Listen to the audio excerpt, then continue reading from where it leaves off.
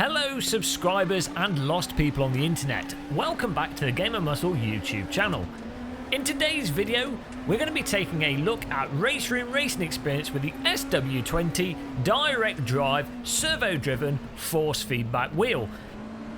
But before we talk about what RaceRoom feels like with a direct drive wheel, we're going to go over the settings that we've been using and what I believe to be good foundation force feedback settings for the simulator.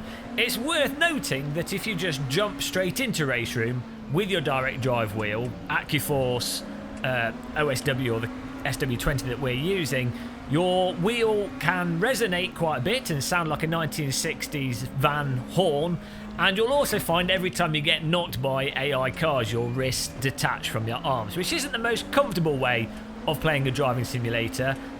So first things first, you'll need to create a controller profile. You probably already have one with everything else set up previously, so you could use that, or you could just create a new one. Then what you need to do is exit the simulator, go to your Documents folder, My Games, SimBin, RaceRoom Racing Experience, use the data, Control Set, and then go to the profile that you created, which will be a .rcs file. Open that .rcs file with Notepad, or ideally get Notepad++, it's better than Notepad, but you can use Notepad if you're a peasant, so open it up with Notepad and you'll see there's tons of lines of gibberish.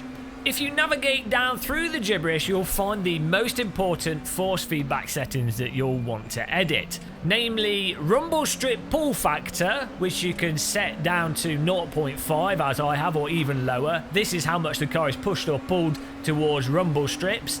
And perhaps the most important line of all in this is the Jolt Magnitude setting, which I've actually now put to 0.0, so it's effectively off. And what this is a canned effect for when you are smashed by the AI, which can happen quite regularly in RaceRoom, or you have the unfortunate luck of driving into a wall. Rather than being called Jolt Magnitude, with a direct drive wheel they should probably call this setting Instantaneous Broken Wrist setting. And you'll find, even with this off, the car picks up bumps perfectly fine from other competitors. It'll just pick them up from the loads that are applied to the raw tyres, steering, suspension, everything else. So just set that to 0 and all is hunky-dory. Now before you close this text file, you might also want to edit the rumble strip magnitude. That will affect how big the actual vibration effect is from the rumble strips. And you might also want to change the slip effect frequency. I put the settings underneath the video if you want to copy exactly what I've got. A lot of this is down to personal preference, but those early ones I just mentioned, the jolt and the pull factor, are the main ones in terms of destroying enjoyment of the simulator. So once you've done those settings and you've saved them, you can then go back into the simulator. And in terms of the actual in-game force feedback settings, again, a lot of this is going to be down to your personal preference, and I'm still fiddling about trying to get the absolute maximum out of it in terms of feel and realism and other compromises and just subjective choices. But what I did find is that you really do need to have at least 10% smoothing and at least 25% or more force feedback dampening. Now the reason for this is that mostly the main point is that even with that jolt factor turned down, if you don't have any smoothing or dampening on, when you're hit by other cars in the game, you will still end up with broken wrists, and it's hard to explain to your doctor how you broke your wrist playing computer games. They'll just think you're mental. So personally I would always recommend having, as I say, 10% smoothing at least and at least 20% force feedback dampener.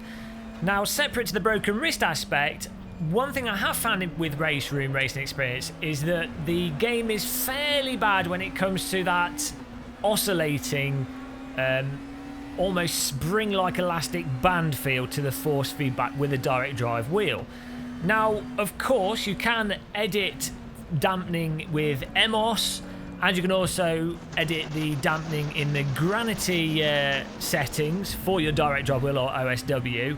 But having tested that out, I tried different MOS settings with dampening and different Granity settings with dampening. I found it actually better to not use dampening in MOS or Granity, but to actually use the in-game dampening. It seemed to be offer less negative effects while still correcting for that springiness feel as best possible.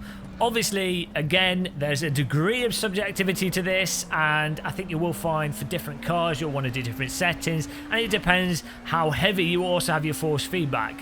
If you don't run your force feedback balls to the felt, you know, jumping off the cliff strong, you could probably get away with less dampening, and it won't be as problematic, because when you are bumped or jolted by stuff, it's not going to be that big of an effect anyway. But if you like to run stronger force feedback, which I tend to do, you know, game of muscle, got to pretend that I'm getting exercise somewhere, so why not from the sim rig?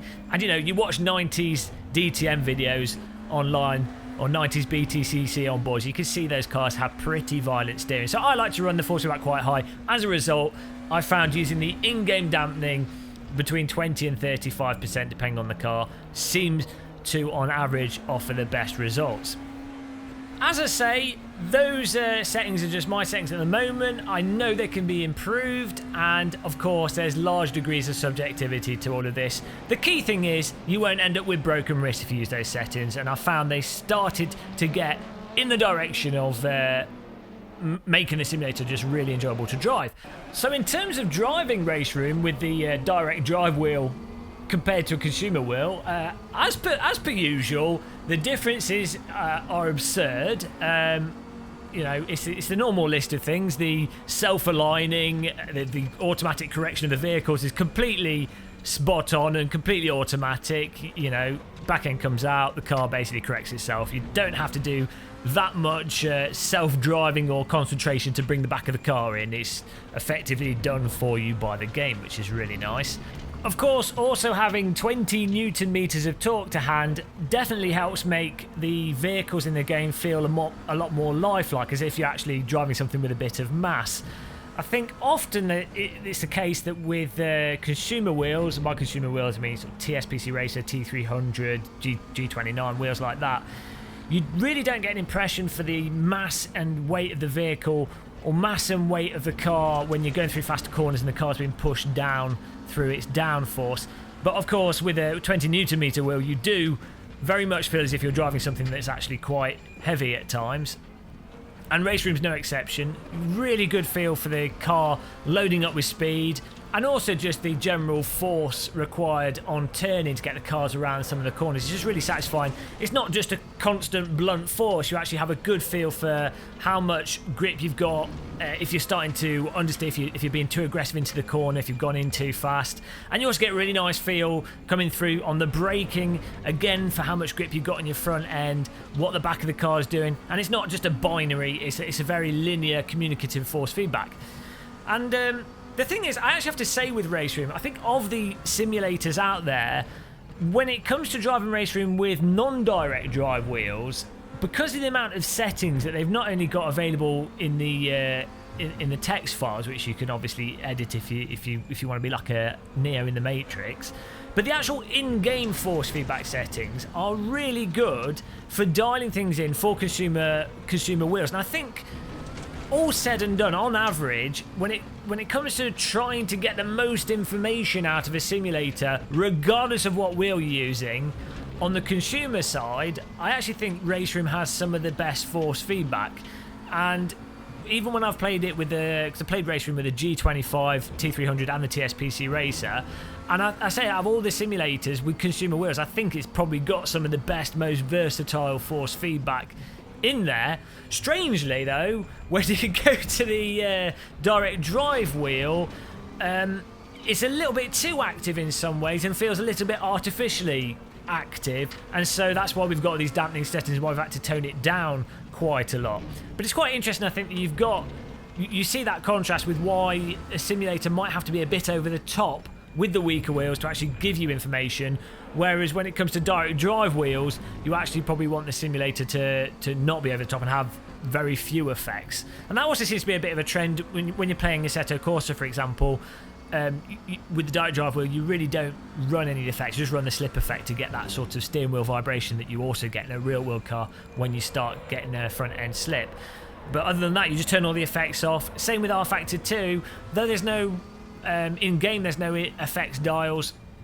you know, with the direct drive wheel, you're basically just running the core underlying force feedback with a little bit of filtering on it, and that does the job. Nicely though, with the direct drive wheel with RaceRoom, when you do go from car to car, again like the other simulators, you just notice an absolutely humongous difference between the cars and each car's character.